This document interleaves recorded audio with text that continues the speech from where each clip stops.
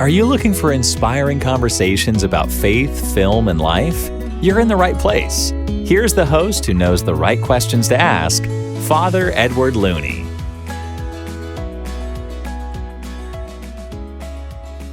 Hey everybody, it's Father Edward, and delighted to have another conversation today. And today I'm speaking with a priest, Father Greg Markey, and he is the author of a book about the Camino de Santiago. He's also a college chaplain, and very honored that he's joining me today. So thanks so much, Father Greg, for joining me. Father Edward, great to be with you. Calling from Massachusetts, Northfield, Massachusetts, Thomas Aquinas College, and it's good to be talking to Wisconsin. A lot of good things in Wisconsin. We have a lot of students from Wisconsin. In fact, it's one of our largest representations is from Wisconsin. Well, that's interesting to know. We do have like this Catholic renaissance in Wisconsin. And, I think it's partly because we've had good bishops. I think it's partly because we have the Shrine of Our Lady of Champion, this Marian apparition site of 1859. And so we also, in the Diocese of Green Bay, we have Catholic Youth Expeditions that's been forming young people. And I know Madison, they have Camp Gray, I think it's called. So there's lots of good Catholic things happening in the state of Wisconsin and a lot of places where formation happens. So I guess I'm not surprised to hear that fellow Wisconsinites are drawn to a strong Catholic identity. And our state is, principally Catholic. Like where I serve in the Diocese of Green Bay, it's uncommon. Like I currently serve in a Lutheran settlement, actually, but like where I was stationed before, it was predominantly Catholic. It was hard to find someone who wasn't Catholic. So that's another thing we have going in our favor, I think. Are you a native of the diocese? I am. So I grew up north of Green Bay. So yeah, lifelonger. So That's great. It must be something in the water or maybe in the cheese there, or something that gets everybody thinking about the Catholic faith. Yeah, we yeah, have a lot of great students here from Wisconsin. well, that's wonderful to hear. And so you wrote a book called Discovering the Camino de Santiago and a priest's journey to the tomb of St. James. So could you give us a little history? I think people hear about the Camino. They maybe know about the huge incenser, the thurible that's there in the Corpo church. Mero. Yeah, they've probably seen this stuff, but I don't think people maybe understand. So could you give just a brief history of the Camino de Santiago? Sure. Yeah. It goes back to the scriptures themselves when St. James the Major, the Greater, after Pentecost was sent to the ends of the earth. At that time, the ends of the earth was the Iberian Peninsula, and he went there and ordained the first bishops. And then had struggles there. Our Lady appeared to him on a pillar in Saragossa, the city of Saragossa. And then he returned to Jerusalem after that, and he was the first of the 12 apostles to be martyred in chapter 12 of the book of Acts. And then his disciples took his body back to Spain, where it was reverenced, and it became a bit lost during the when the Muslim invasion there in southern Spain in the 700s. And then about 100 years later, it was rediscovered. And at that time, in the early 800s, immediately pilgrims started coming first from Spain and then from all over Europe. And there are pilgrim routes, ancient pilgrim routes, going back to the Dark Ages, the Middle Ages then, going all the way to northwest Spain to the tomb of St. James. And really, after Rome and after Jerusalem, it's the biggest pilgrimage site in the history of the church. And today, there are still hundreds of thousands of pilgrims who go there, either by foot or by bike or by plane and bus and train. There's a lot of different ways to get there. But I walked the traditional route of about 500 miles, starting in southern France, and walked that and made it by God's grace to the tomb of St. James. And my So book is the story about that. when you start in France, does that take you through Lourdes? Like, I know there's like a pilgrim trail somewhere around Lourdes, but is that the one that you were on, or is that a different one? It was a different one, but you're right. There are many routes, and there is one route that goes right through Lourdes and then cuts into the Pyrenees Mountains there, and ends up hooking up with what's called the Camino Frances, which is the route that I was on. I started in a little town, little village called Saint-Jean-Pied-de-Port, where three major pilgrimage routes uh, join together coming in from France, and they all converge right there in that little village of Saint-Jean-Pied-de-Port, and then goes over the Pyrenees. And that's one of the major traditional starting points. And why is it that people started walking to Compostela? Like, you mentioned Rome, you mentioned Jerusalem. Of course, other pilgrim routes in England were Walsingham and Canterbury. Yes. So, but why did people go to the tomb of St. James? Of all the apostles, why that one? Well, it's a great question. It's a great question. I would think because miracles were happening there, prayers were being answered. When God has a way of using holy men and women in history to further draw them to the faith of Jesus Christ. And right from the beginning, people started coming. And even the king started in that area, and when it was discovered, started building pilgrimage routes and houses for all the pilgrims coming. And that was part of the faith then. It was pilgrims, although in the United States we don't have them, although I think in Wisconsin you have a couple. But pilgrimages in the United States is not something really we're familiar with. But in Europe, it's very much part of what it means to be Catholic. And oftentimes you'd go to confession in the history of the church, and the priest would say, for your penance, walk to Santiago de Compostela. So you could do that on your Saturday afternoon confession. You'd walk out and say, I guess I'm going to pilgrimage somewhere to do my penance.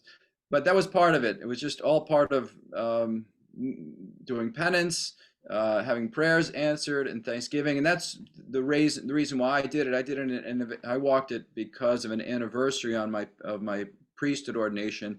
And I wanted to do it in Thanksgiving for graces received, and also in reparation for any failures in my ministry, and then to go just as so many other Catholics have done throughout the centuries.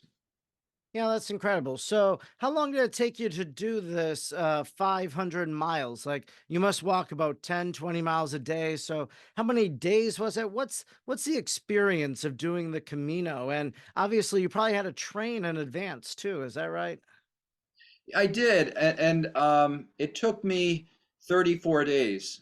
With only one day did I actually not walk at all.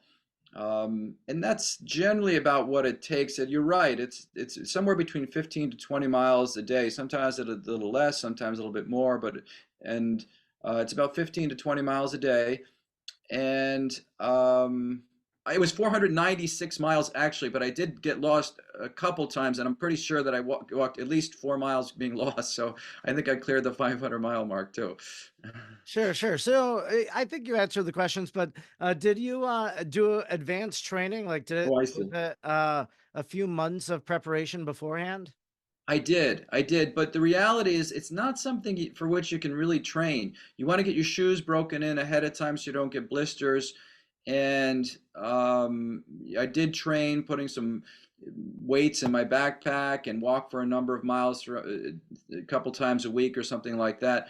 But the difficulty or the challenge is most people can walk about 15 miles a day. You can pace yourself. You go 2 miles here, you go 2 miles there, you stop, you have something to eat, another 2 miles there. By 1 o'clock, 2 o'clock, you've walked 15 miles. It's not all that difficult for most people. The problem is after about 3 or 4 or 5 days a week, your body suddenly says, "What are you doing?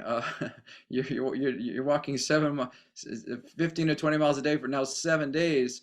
And all of a sudden your body starts reacting in strange ways that you can't predict, and there's no really way to train for that, as to how your bodies can react. So there are a percentage of people who never make it to the end, who start it just simply because their body breaks down or something happens.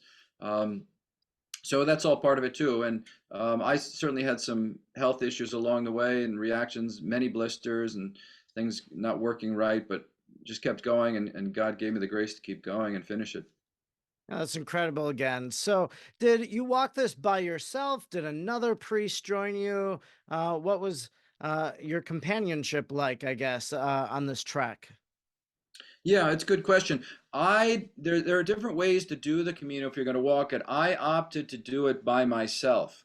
There are many people who do it in groups, either as pairs or a larger group. There are advantages and disadvantages to each one of those. The advantage of doing it the way I did it alone is that you meet a lot more people. Mm, And there's an instant bond that you have with the people on the route. There's people from all over the world there, and mostly from Western Europe. But you just start talking with people on along dusty roads. Why are you doing the Camino? First question you ask is, how are your feet? And then after that, you say, okay, why are you doing this?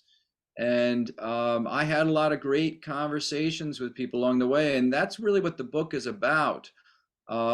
Is as I wore my collar and I talked to people along the way, and I had a lot of fascinating conversations with people about what they're looking for on the Camino. And it may seem like a surprise, but I would venture to say the clear majority of the people are not Catholic who walk it today. I've It's heard that. people, yeah, it's people who are looking for something that's missing in their life. They don't know what's missing in their life, but they're looking for something. And they heard about this ancient route and they say, well, I'm going to go there and hope I discover something that's missing in my life. And some people are going through crises. They're going over, they got a death in the family, or they're overcoming drug addiction or alcohol addiction, or maybe they're at a career crossroads and they're trying to figure out how do I move on in the next stage of my life.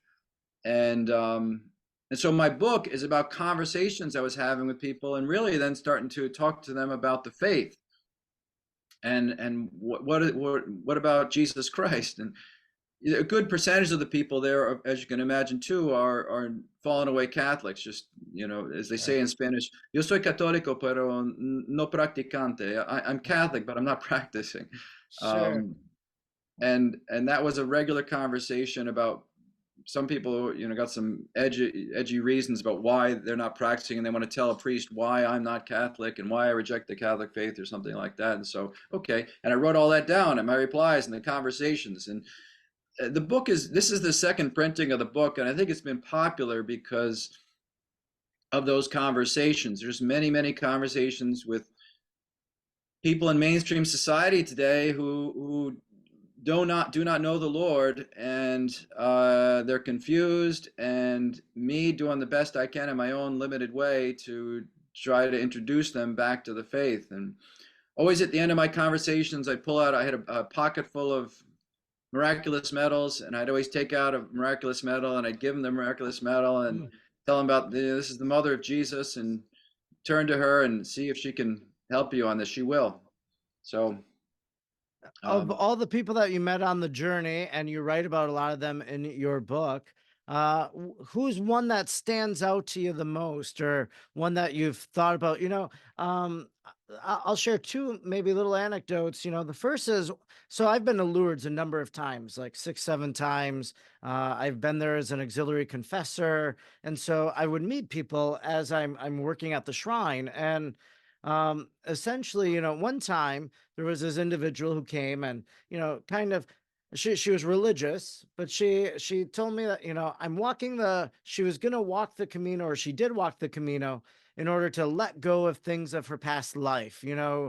She was going through a divorce, and she was just on this path of self discovery. So sometimes I think about that woman and where she's at in life. And then there's another person from my experience in Lourdes that, or actually maybe two, there's that come to mind. One was a thief that I met and had dinner with, which is an interesting story in and of itself.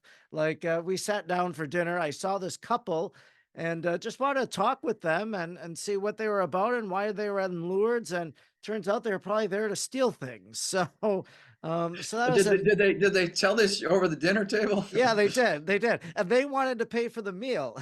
And so I said, no, I think I should pay for the meal, because you want to know who was paying for it otherwise, or if it was paid even. So there's that person. Then there was just another person that I had a very strong conversation about faith with, and I wrote down their name, I've prayed for them every now and again. So is there someone like that from your experience of the Camino, like that you encountered them and now you've prayed for them, maybe you think of them and how God is working in their life right now? Yeah, of course, and the book is filled with people like that. One of the ones that I thought was the most impressive was a couple from Canada that were walking it, and a lovely couple. We hit it off right away, and the way the Camino works is you meet people and then you separate, and then a day or two later you see them again and you walk again, and you pick up conversations with them along the way. And this couple from Canada, we got along real well, and they were romantic relationship, and they were both married and divorced, and they had kids, and they were now on their second union, and a lovely couple, both Catholic but not really practicing, but they both appreciated the fact that I was a priest, and they liked talking with a priest, and I liked talking with them too. And after a number of days, we really got to be very comfortable with one another and honest and open, and I could see they had a goodness in them. And over dinner one night, they each told me the very painful story of their divorces and what happened. And like so many of these divorces, it's heartbreaking, and especially when you have children involved. And they met each other and they began to start a new life together. And they were living together, and they decided to do the Camino together as a way of forming that bond now. And they're trying to do things right, and things went wrong in the first marriages and things like that. And then we got so confident and comfortable with one another. I finally put the question to them and asked them, is this God's will that you live together in a second union? God has a plan for each of you, but to live in sin is not part of God's will. And this situation really, to do God's will, this situation has to be addressed. And to their credit, it was a much longer conversation, this, but to their credit, they heard me and they accepted it. And we finished the conversation on very good terms. And they understood why I was saying what I was saying. Hmm. Well, I didn't see him for another 2 or 3 weeks. We lost contact, and it ended up when I arrived at the Camino at Santiago de Compostela. I ran into the young lady from Canada, and she was lovely. And it's one of the great joys of the Camino de Santiago is when you arrive at the city, the destination, just bumping into pilgrims that you had walked with along the way. I'm happy that they had made it, happy that you made it, and you compare stories. And this young lady, I walked in, and she immediately pulled out her miraculous medal, and she said, "See, Father, I've got my miraculous medal still." So she told me some stories about things that happened to her. And then finally I said, "Well, what happened to the other gentleman?" And she said, "Father, we talked about what you told us, what you said to us. And we both decided that really we need to make our lives right with God. And we decided to finish the Camino separately and to separate. And we're going to go back and try to get our lives together without one another, and try to first get our lives right with God and then build our lives." And she says, "So I don't know where he is now." Um, Oh, uh, wow. yeah, so to me, that was one of the great victories, that each of them had said, we want to get our lives right with God first before we build our lives further. And it's to their credit. They were both people of goodwill who only wanted to do the right thing, who had suffered quite a bit in their lives. And I think they both were rediscovering their Catholic faith along the Camino. Wow, that's incredible. Yeah, I wonder if they'll ever reach out to you again. But yeah, that is a beautiful story of God's grace at work in the Camino. I really liked how you described like arriving on Compostela, seeing the pilgrims that you had walked with. That's kind of pilgrimage is supposed to be an image of our destiny to the king, or our pilgrimage, our journey to the kingdom of heaven. And so that's kind of what we hope when we get to heaven. Like, here's everybody that we journeyed with on earth, and that we hope that they've attained their heavenly reward. And so just as you're walking around Compostela, it's kind of like a prefiguring, foreshadowing of that, I think. But we, Absolutely.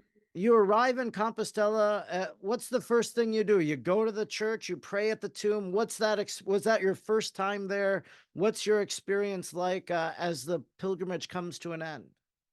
Yeah, you arrive there, and when you come over a hill coming towards the city, and you can see the steeples of the cathedral there from a distance, and that gives you great hope and great joy. Like they're just coming to the end of my pilgrimage. And as you say, it's a metaphor for life, that very much our lives are pilgrimage to the Father's house. Remember when John Paul II was dying, that was he was heard to say those words right before, "Let me go to my Father's house." Um, and that's what the pilgrimage is like. So you arrive there, it's a great moment of exhilaration. I compared it to, the only thing I could compare it to was like, I remember being a kid on Christmas morning and running downstairs to open presents that were left under the Christmas tree. Just that joy, that innocent joy that you have as a child. Um, and then you go to the square, the plaza in front of the cathedral, and there, this huge plaza. And I ended up walking in the end with some college students, and we came to the center, and they knew the Salve Regina. So we sang the Salve Regina together, and then entered into the cathedral and prayed at his tomb. And I planned it that I would arrive the day before, or a day or two before, the feast day of St. James, July 25th. So I arrived a day or two in advance and was able then to celebrate the feast day that year of St. James the Apostle, along with many other pilgrims. So it was a joyous occasion, and I'm very grateful to God that I was able to complete it through many challenges. So you've done the Camino de Santiago. Is there any anticipation of maybe not doing it in its entirety again, but doing one of the shorter legs, maybe taking some of the college students you're with at the college? Do you ever think it'll be something you do again? Yes, I think about it. I think about doing different routes. For example, there's a great route that goes along the northern coast of Spain through Asturias, that you have the ocean on your right to the north, and that looks like an exciting route to take. There's also a route that starts in Portugal from the south. Hmm. I've thought about doing those routes and shorter routes. I would also get better shoes. I don't think I had the right shoes when I was doing it. So if I do it, I think that would be something different. I would get better shoes. Um, but yeah, I mean, in certain ways though too, I've done it once. There was a certain mystique to it, and I don't know if I want to redo that, or change that. I have such a good memory of it, so I'm not sure if I ever will do it again. Um, but I have a lot of great memories, and I'm always happy to talk to people. And you have a bond, an instant bond with people who have done it, because everybody has their own personal experience and journey on it. Beside getting different shoes, I have a friend, a priest friend that I went to seminary with all 6 years. He's doing the Camino later this year. What advice would you give to him or to anybody else that's going to be doing the Camino? What's one piece of advice that they should have? Um, don't think you're in control. uh, God is in control. You quickly learn that. The certain things go wrong, it's inevitable, but God always catches you. That will be one thing, is to just to be ready to let go, because God will show you some amazing interventions. Secondly, pack light. And if you don't pack light, you will learn very quickly that you must pack light, and you will throw things away to Mm. go as light as possible. If I were to do it again at the same distance, is your friend doing it? How long is he going to do? Do you know? I think he's doing like 14 days. So, or I don't think he's doing like the full 30-day hike. So it must be some abbreviated form. Yeah, okay, and that's great. There's a lot of different ways to approach it. Everybody has their own way of approaching it. Um, um, yeah, maybe the last bit of advice I would give him is, as a priest, I would say wear your collar and be ready to evangelize. there are many. It's fertile territory there, and this is a theme that keeps coming up again for all of us priests and anybody who's paying attention, that we are no longer living in Christendom, and it's an apostolic age again, and Sure.